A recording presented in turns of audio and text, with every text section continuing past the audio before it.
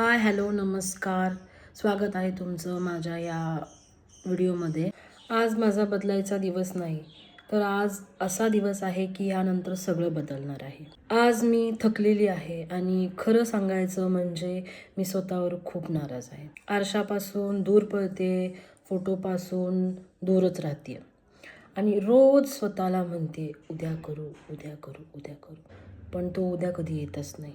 पण आज मी स्वतःपासून पळणं थांबवलं आहे. आज नाही वर्कआउट आहे, ना स्ट्रिक्ट डाएट. आज फक्त एक सत्य आहे.